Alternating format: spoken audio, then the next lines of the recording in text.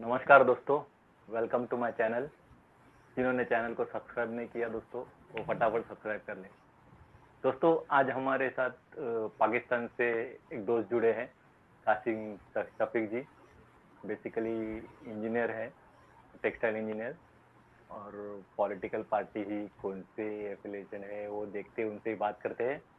तो वेलकम कासिम भाई, welcome to my channel. Thank you, Mr. Sanjay, and thank you to all your viewers. Good. और कासिम भाई कैसे हो, क्या चल रहा है फिलहाल? पहले आपके बारे में थोड़ा सा बताओ। First of all, let me introduce myself. जैसा कि नाम ओके। कासिम शफीक है, नाम है मेरा, और मैं जो है ना साउथ पंजाब से बिलोंग करता हूँ। बाय प्रोफेशन तो मैं एक टेक्सटाइल इंजीनियर हूँ, और करंटली जो है ना ये लाहौर में ही जॉब कर रहा हूँ मार्केटिंग की। बट ये है कि पॉलिटिक्स में भी मेरा ज़रा कीन इंटरेस्ट है, और स्पेसिफिकली जो ये इंडिया पाकिस्तान के रिलेशनशिप होता है, ओवरऑल जो यूएस चाइना की एक राइवलरी चल रही है, या ओवरऑल जो सोशल इकोनॉमिक और पॉलिटिकल डायमेंशंस हैं, उस हवाले से भी चीज़ें वगैरह देखता रहता हूँ मैं। डिफरेंट जो न्यूज़ हैं, रिसर्च पेपर्स हैं, उनको पढ़ता रहता हूँ। तो यही मेरा इंटरेस्ट है, और इसी सिलसिले में जो है ना वो संजय साहब से मेरी बात हुई थी, तो आज का हमारी जो ये ब्रीफ डिस्कशन है वो भी इन्हीं टॉपिक्स के ऊपर होगी। गुड गुड, सही है। कासिम जी, फिलहाल लेटेस्ट जो पाकिस्तान में हाल फिलहाल में जो घटना घटी है, थोड़ा उसके बारे में हम राइट। बात करेंगे। इमरान खान से स्टार्ट करते हैं। इमरान खान का कैसा है? क्या तोशा खाना में उनको बेल मिलेगी, नहीं मिलेगी? क्या है सिचुएशन अभी? देखें, जो इमरान खान का तोशाखाना का केस है, इसके दो पर्सपेक्टिव्स हैं। एक तो इसका लीगल पर्सपेक्टिव ये है कि इमरान खान 1974 जो कॉन्स्टिट्यूशन ऑफ पाकिस्तान है, उसके तहत एक तोशाखाना का एक डिपार्टमेंट बनाया गया था, अंडर इस्टेब्लिशमेंट भी हैं। उसमें ये होता था कि जितने भी हेड ऑफ स्टेट्स होते थे, वो जितने भी उनको तहाइफ मिलते थे, वो उसमें जो है ना वो उनका रिकॉर्ड मैनेज करता था। तो इसकी मल्टीपल पॉलिसीज़ भी बनती रही हैं। यूजुअली ये पाकिस्तान के अंदर तो तोशा खाना है, ये समझ लें कि ऐसी गंगा है जिसमें सब ने हाथ धोए हैं। इसके अंदर पॉलिटिशियंस भी हैं, इसके अंदर जजेस भी हैं, मिलिट्री के जनरल्स भी हैं, इसके अंदर कुछ जर्नलिस्ट भी हैं। तो सब ने जो है ना इसके अंदर से वो थोड़ी-सी अमाउंट जो एज़ पर लॉ थी वो पे करके तो तोशा खाना के गिफ्ट्स रखे हैं। तो खान साहब का केस भी ऐसा ही है कि लीगल मेरिट्स तो इसके डेफ़िनेटली हैं, कि खान साहब को कुछ जो है ना वो घड़ी थी, और एक कुछ और तहाइफ थे जो सऊदी अरेबिया से आए थे। खान साहब ने वो एज़ पर लीगल जो भी उस वक़्त लॉ था, उसकी अमाउंट पे करके वो अपने पास ले लिए, अपनी पर्सनल प्रॉपर्टी इनकी होगी। उसके बाद उन्होंने जाके वही गिफ्ट्स जो है ना मार्केट के अंदर सेल कर दिए।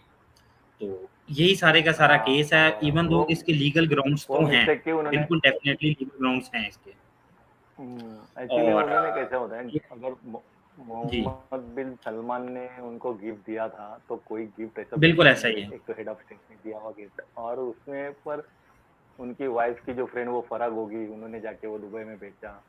बिल्कुल। तो सब गलत है एक्चुअली, लॉ के हिसाब से नहीं है तो सजा तो ठीक है तो। और सेकेंडली इसके एक बिगर डायमेंशन है। आई थिंक कि बहुत सारे लोग जो है ना ये जो लीगल डायमेंशन है इसको सब ओवरलुक कर रहे हैं। इसकी बिगर डायमेंशन ये है कि खान साहब एक मोस्ट पॉपुलर इस वक्त पॉलिटिशियन है, उनकी पार्टी इस वक्त सबसे बड़ी है। तो एक टग ऑफ वॉर है उनकी, जो हमारी मिलिट्री इस्टेब्लिशमेंट है उसके साथ।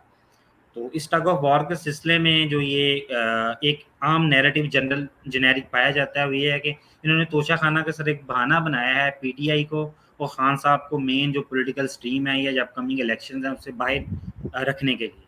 तो ये एक कॉमन नैरेटिव है जो यहाँ पर पाया जाता है, और ये कोई ऐसा नैरेटिव नहीं है कि जो बिल्कुल न्यू है। इससे पहले भी जितने पीएम्स गुजरे हैं पाकिस्तान में, किसी ने अपना टेन्योर कंप्लीट नहीं किया, किसी को मिलिट्री ने जो है ना वो कू करके ऑफिस से निकाला, किसी को जो है ना अदालतों ने सजा दी। तो एक रिकरिंग पैटर्न है। तो ये दो पर्सपेक्टिव्स हैं जो बहरहाल पाए जाते हैं। और सेकेंडली ये कि जहाँ तक आपने बेल की बात की थी, तो मुझे अपना पर्सनल ये है कि खान साहब का केस बहुत ज़्यादा वीक है, क्योंकि इस केस के अंदर जो है ना एक हेस्ट के अंदर फैसला किया गया है।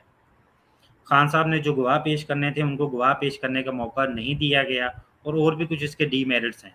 तो मोस्ट प्रोबेबली ये कि अभी इस्लामाबाद हाई कोर्ट के अंदर उन्होंने पिटीशन अपनी फाइल की हुई है। तो आई थिंक सो कि वहाँ से उनको रिलीफ मिल जाएगा, most probably within a week और टू। बट सेकेंडली ये कि अब ये रिलीफ मिलता है, इसके क्या रेपरकशंस होते हैं, एक अलहदा इम्पैक्ट है कि खान साहब को रिलीफ मिलता है तो डेफिनेटली फिर वो अपनी पॉलिटिकल कैंपेन ऑर्गेनाइज करेंगे।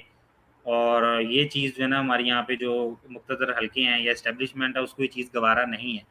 तो दूसरा पर्सपेक्टिव भी है कि हो सकता है कि खान साहब को ज़रा रिलीफ मिले, लेकिन थोड़ा सा लेट रिलीफ मिले ताकि उनको इलेक्शन कैंपेन ना करनी दी जाए, और उनका एक ओवरऑल जो उनको कर्टेल करने की पॉलिसी या कंटेनमेंट की पॉलिसी है वो जब तक इलेक्शंस हो नहीं जाते उन तब तक उनको उस तरह कर्टेल किया जाए। तो ये एक पर्सपेक्टिव भी है यहाँ पर। और एक वो मलिक रियाज के साथ मिलके वो जो अल कादिर ट्रस्ट का भी एक नैब का उनके पास केस है ना उनके ऊपर। जी, बिल्कुल। वो खान साहब के ऊपर इस वक़्त मल्टीपल केसेज़ हैं, जिसमें से एक मैंने आपको तोशा खाना का केस बता दिया। दूसरा जो है ना 9 मई की जो ये रॉयट्स हैं वो उसका तो केस है। वो भी गया। अभी रिसेंटली एक साइफ़र कॉन्स्पिरेसी का केस है। और चौथा जो केस आप राइट। जिस तज़किरा कर रहे हैं वो है अल कादिर ट्रस्ट का केस। उसमें यही है कि कुछ जो है ना वो मलिक रियाज़ की कुछ सेटलमेंट थी, जो यहाँ पे बहुत बड़े प्रॉपर्टी टाइकून हैं। तो ये है कि उनके कुछ फंड्स एनसीए ने वहाँ पे मुंतकिल किए थे पाकिस्तान। वो फंड्स जो है ना वो खान साहब ने अपनी कैबिनेट के थ्रू जो है ना वो जो नेशनल एक्सचेकर है उसमें डिपॉजिट करवाने के बजाय मलिक रियाज के जो ड्यूज पेंडिंग थे उसको जो है ना सेटलमेंट में यूज़ कर दिए गए। और उसके बदले में फिर ये है कि मलिक रियाज ने हेल्प आउट किया मिस्टर खान को। एक रावलपिंडी के करीब एक जगह है, वहाँ पे अल कादिर ट्रस्ट के नेम से कुछ ज़मीन ली गई ताकि वहाँ पे अल कादिर यूनिवर्सिटी बन सके। उसके बोर्ड ऑफ डायरेक्टर्स थे या बोर्ड ऑफ गवर्नर्स थे, उस वक्त खान साहब भी थे, खान साहब की वाइफ भी थी, और ये जो आप फराह गोगी जिनका नाम ले रहे हैं वो भी थी, उसमें मलिक रियाज भी था। तो बेसिकली ये है कि खान साहब ने उनको कैबिनेट के थ्रू वहाँ पे बेनिफिट किया जिससे उनकी ड्यू सेटलमेंट हुई, और बदले में मलिक रियाज ने उनको लैंड प्रोक्योर करके दिया अल कादिर ट्रस्ट के नेम से। तो ये बेसिकली केस है। अभी इसकी भी जो है ना वो नैब हमारे यहाँ पे है एक अदारा, तो वो इन्वेस्टिगेट कर रहा है इस केस को। तो प्रॉबेबली ये है कि हो सकता है कि खान साहब इसमें भी इनको जो है ना वो टारगेट किया जाए, इसमें भी उनको सेंटेंस हो। बट ये डिपेंड करेगा यानी आने वाले फिलहाल सर्कमस्टांसेस कैसे होते हैं। फिलहाल तो मुश्किल ही लग रहा है तो फिर इमरान खान साहब का बाहर आना। हाँ, डेफ़िनेटली मुश्किल लग रहा है। लेकिन उनकी बिकॉज़ पार्टी अगर इन डिसमेंटल पाकिस्तान हो गई है ऑलमोस्ट, जी, पार्टी उनकी डिसमेंटल हो गई है। वो परवेज खटक पार्लियामेंटेरियन और वो इसका कौन सा दूसरी कौन सी पार्टी जो की है जी, उनकी बिल्कुल और ऐसा एक ही है। पार्टी जो और एक मलिक रियाज ने वो क्या बिल्कुल उसका नाम था वो बंदे का इस्तेकाम है पाकिस्तान उनके पार्टी। साथ ही था बिल्कुल ना। You are right. हाँ। ये एक्चुअली ये है कि you are absolutely right, Khan साहब की पार्टी को बिल्कुल डिसमेंटल कर दिया गया है। जो डिफरेंट फैक्शंस थे खान साहब की पार्टी को डिफरेंट फैक्शंस में ब्रेक कर दिया गया। खान साहब की जो केपीके है उससे एक इन्होंने वो पार्टी बनाई है, जो परवेज खटक साहब जो फॉर्मर केपी सीएम है, उनको पाकिस्तान तहरीक इंसाफ पार्लियामेंटेरियंस बनाई। इसके अलावा पंजाब के अंदर जो खान साहब के मेन जो उस वक्त पॉलिटिकल जिसे कह लें कि इलेक्टेबल्स थे, उनसे इस्तेकाम पाकिस्तान पार्टी बनाई। फिर एम और जीडीए थी सिंध के अंदर जो खान साहब के साथ अलाइंस में थी, वो पीडीएम के साथ चले गए हैं। बलूचिस्तान के अंदर बलूचिस्तान अवामी पार्टी थी, वो खान साहब का अलाइंस था, तो उसका अलाइंस पीडीएम के साथ कर दिया गया है। और तो ये है कि खान साहब की पूरी पार्टी को डिसमेंटल कर दिया गया है, नेशनल लेवल पे, प्रोविंशियल लेवल पे, डिस्ट्रिक्ट लेवल पे। उनकी जितनी पॉलिटिकल लीडरशिप है वो सारी की सारी जेलों में है। इवन दो ये सब सर्कमस्टांसेस होने के बावजूद खान साहब स्टिल जो पॉपुलर नैरेटिव है, ये जो पॉपुलर वोट बैंक है, वो खान साहब के साथ ही है, इसमें कोई दो राय नहीं नहीं है। आई थिंक लेकिन अब कमिंग इलेक्शंस में खान वो साहब का आना ऑलमोस्ट इम्पॉसिबल है, ये भी एक फैक्ट है यहाँ पर। बेसिकली पॉपुलर होना और जीत के आना इसमें जमीन आसमान का फर्क होता है। पॉपुलर तो बीजेपी भी जी हमारे कर्नाटक में, राइट। लेकिन जीती भी कांग्रेस। ऐसा बेसिकली जो ग्राउंड पे होता है वो डिफरेंट होता है पॉलिटिक्स में। जो काम करता है, जो कैंडिडेट कौन से खड़े होते हैं, उसको बहुत कुछ डिपेंड रहता है। एनीवे और अपने जो शरीफ खानदान, उनके जो बड़े भाई है शहबाज शरीफ जी के, नवाज शरीफ जी, वो कभी आ रहे हैं, उसकी उनकी क्या न्यूज़ है? देखिए, उनकी तो पहले ये न्यूज़ यही आ रही थी कि वो सितंबर के सेकंड वीक में आएंगे अगर इलेक्शंस टाइम पर होते हैं। बट अभी ये है कि जिस तरह के ये पिछले दिनों कॉन्स्टिट्यूशनल एक इम्पास यहाँ पे क्रिएट हुआ है, या कॉन्स्टिट्यूशनल डायलेमा क्रिएट हो गया इलेक्शंस के हवाले से ड्यू टू द सेंसेस। तो प्रॉबेबली ये है कि अब इलेक्शन कमीशन डिलिमिटेशन करेगा और इलेक्शंस आई थिंक सो कि जैन के मिड से लेके फेब के मिड तक होंगे। तो इसीलिए नवाज शरीफ साहब जो कि एक हैं, अभी उनका आने का प्लान था, यही आ रहा है कि अब वो ज़रा थोड़ा सा लेटर स्टेजेस में आएंगे जाके, ताकि वो इलेक्शन कंपेन कर सकें।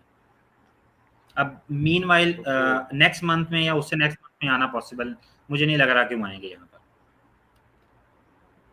ओके। और फिलहाल क्या चल रहा है पाकिस्तान में? बाकी वो क्रिश्चियंस पे अटैक हो गया पाकिस्तान में, वो जो जरावाला में, वो एक यार बहुत डेफिनेटली बुरी खबर थी। this was really a severe blow to our religion and to our national identity and to Pakistan. Basically इसके भी डिफरेंट एक रीजंस हैं, पॉलिटिकल रीजंस भी हैं, कुछ सोशियो इकोनॉमिक रीजंस भी है।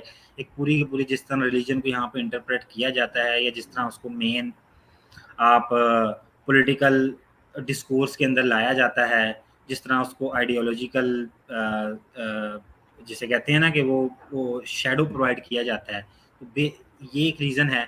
और सेकेंडली ये है कि इसमें डेफिनेटली बहुत बुरा इंसिडेंट हुआ है। इस इंसिडेंट जो है ये इस्लाम के भी खिलाफ है, ये इंसिडेंट पाकिस्तान के भी खिलाफ है। और आई थिंक सो कि बीइंग अ पाकिस्तानी स्टेट इनको ये बहुत कीनली ऑब्जर्व करना पड़ेगा कि ऐसे ये जो इंसिडेंट्स होते हैं, इससे ओवरऑल एक इमेज, ओवरऑल एक मुल्क का जो है ना बैड इम्पैक्ट जाता है।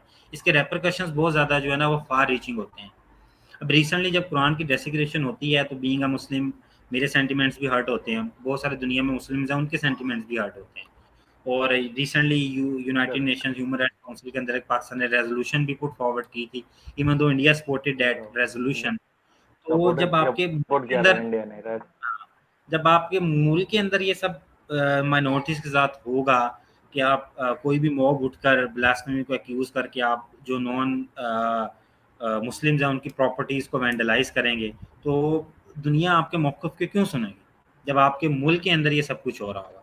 तो डेफिनेटली अगर आपने वाकई एक इस्लामोफोबिया को कर्टेल करना है या कुरान की डेसिग्रेशन को कॉम्बैट करना है, तो पहले you have to put your house in order first, then you will be able to give a strong message to the world community।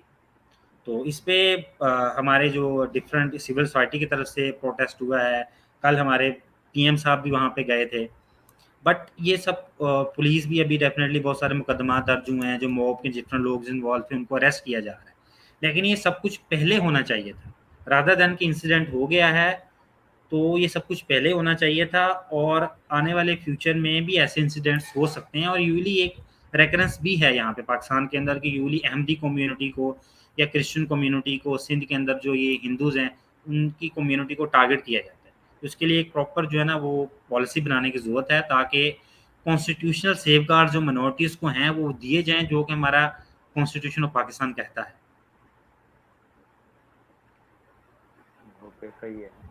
और एक बात पूछनी थी आपसे कजिन जी, कि ये जो अभी इकोनॉमिक हालात है पाकिस्तान के, राइट।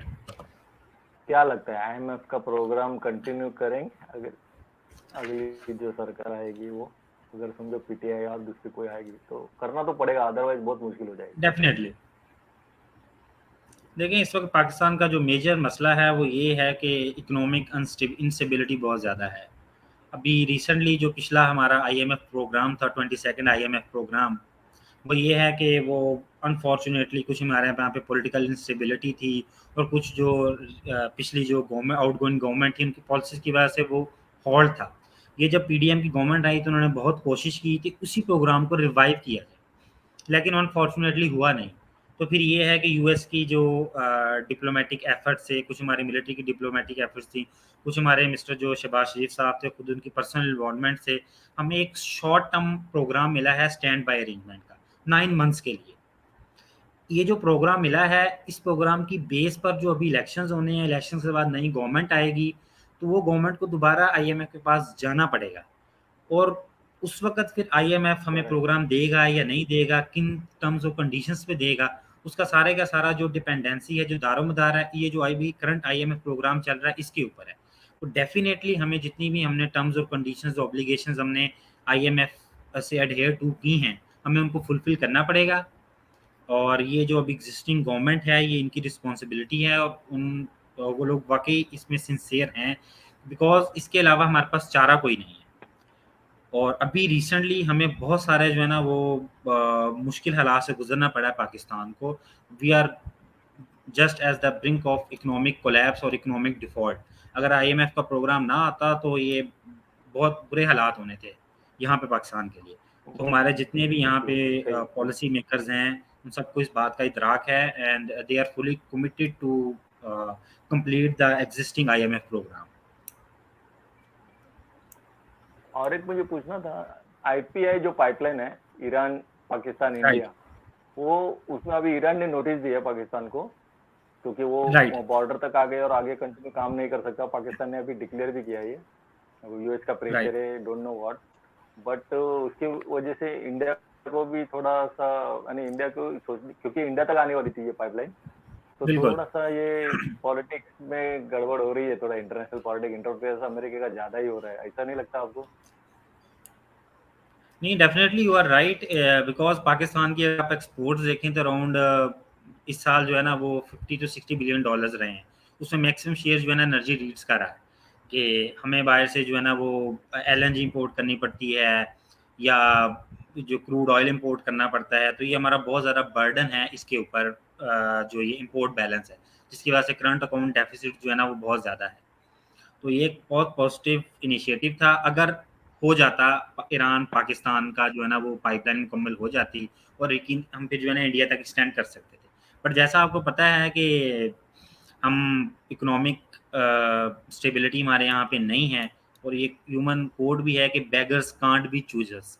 सॉरी टू से अगर हमारे पाकिस्तान व्यूअर्स उनको यस। बुरा लग रहा है, but this is the dilemma of our national nation. तो इसलिए हम इंडिपेंडेंट डिसीजंस नहीं ले सकते।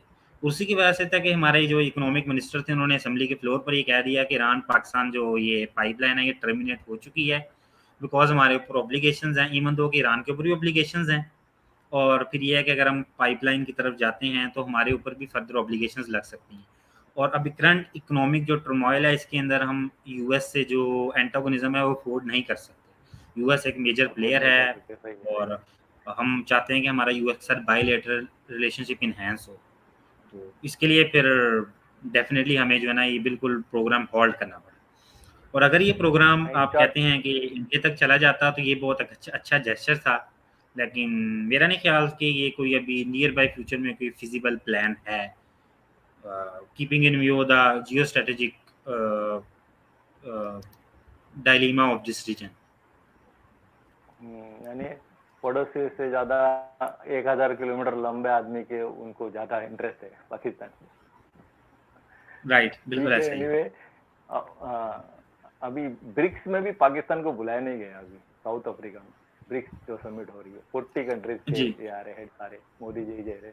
आई थिंक मोदी जी और सी जिनपिंग की मुलाकात भी होगी, डेफिनेटली होगी, आई थिंक, मुझे लगता है ऐसा। जी। क्या पॉइंट ऑफ देखें व्यू है अभी ब्रिक्स, पाकिस्तानियों का? देखें फॉरेन ऑफिस का एक स्टेटमेंट था, फॉरेन ऑफिस की तरफ से आया, because Pakistan is not a part of brick at any level.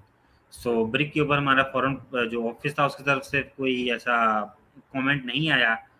But ये है कि अगर आप स्ट्रेटेजिक लोकेशन में देखा जाए तो अभी रिसेंटली जो ये न्यूज़ आ रही हैं कि कीन फोकस जो है ना वो डीप डॉलराइजेशन के ऊपर है, और एक न्यू करेक्ट। वर्ल्ड ऑर्डर जो है ना इमर्ज होने जा रहा है, जिसमें प्राइमरी फोकस होगा इकोनॉमिक ट्रेड और बायलेटरल रिलेशनशिप के ऊपर। तो ये एक बहुत मतलब एक मेजर डेवलपमेंट है कि इसके अंदर देखें ना चाइना भी है, इंडिया भी है, रशिया भी है।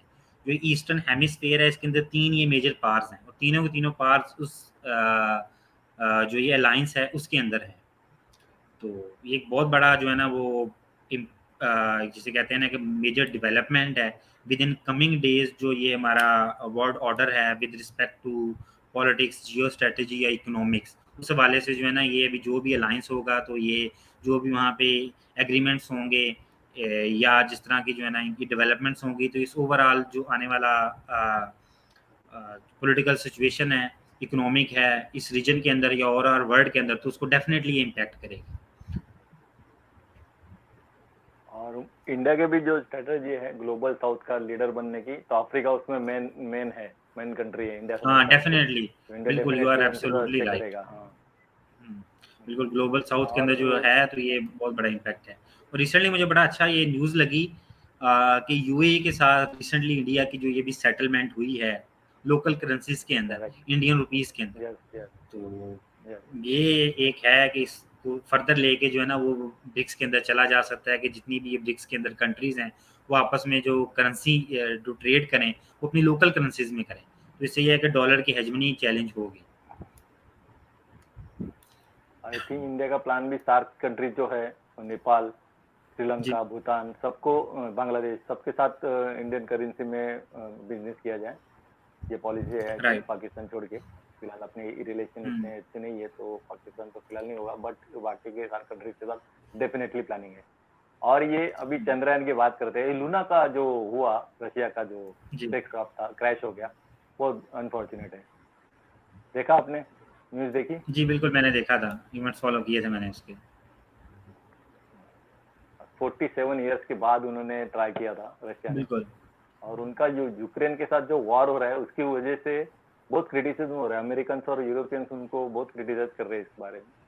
लेकिन राइट। स्पेस में कोई भी कंट्री जाती है तो वो तो पूरे ह्यूमैनिटी, पूरे मानवता के लिए रहते हैं सब। वो क्या एक बिल्कुल ऐसा ही। कंट्री का नहीं होता। तो हाँ, तो वो सब जो खुशियां नहीं मनानी चाहिए। इंडिया का भी जब चंद्रयान विक्रम लैंडर फेल हो गया था तो बहुत सारे मोस्टली पाकिस्तानी, यानी उसमें जो फवाद चौधरी था उसने भी एक गलत स्टेटमेंट दी थी और खुशियां मनाई थी। तो ऐसे नहीं करने चाहिए। जो साइंटिफिक यानी जो पढ़ा लिखा बंदा है वो तो बिल्कुल ऐसा नहीं सोचेगा। और जो हुआ वो अच्छा नहीं हुआ।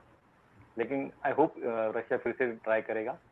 रशिया इंडिया का, और ये यूरोपियंस और ये जो अमेरिकन है वो कह रहे थे कि इंडिया रशिया का कंपटीशन है ये वो। इंडिया रशिया का बिल्कुल। इतना अच्छा, नहीं हमारे बुरे वक्त में रशिया हमारे साथ खड़ा है।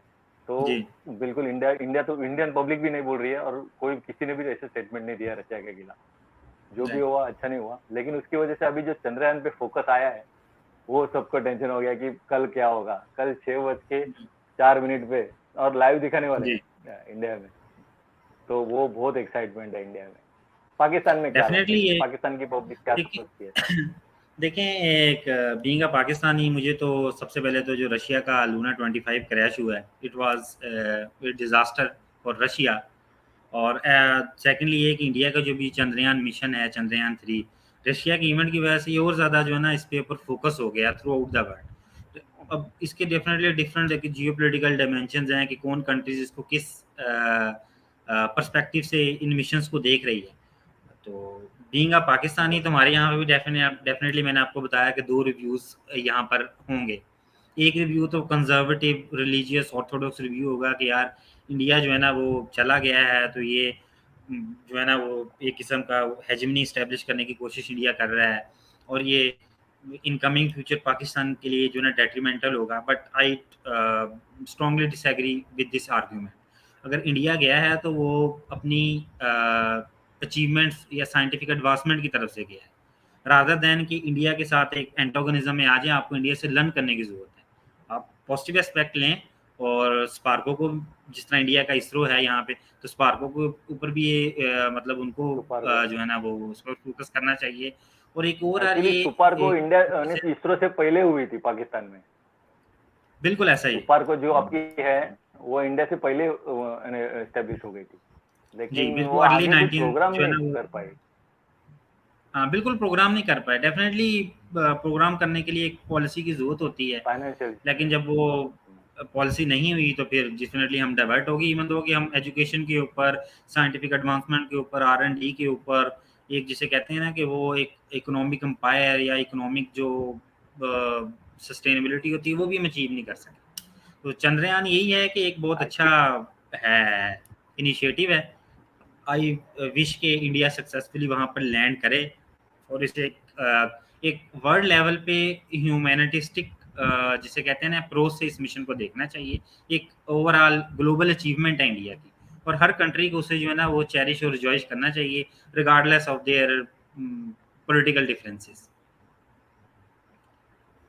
Thank you for your support and words Kashif भाई। फिर मिलेंगे अगले किसी टॉपिक पे।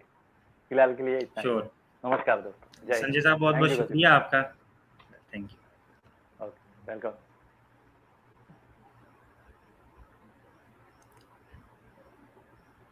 ओके संजय साहब, ऑल डन। तो प्रोबेबली ये है कि जी ओके, नेक्स्ट कभी हुआ तो इंशाल्लाह फिर जरूर हम इसको कंटिन्यू करें। ठीक, yes best yes of. Yes.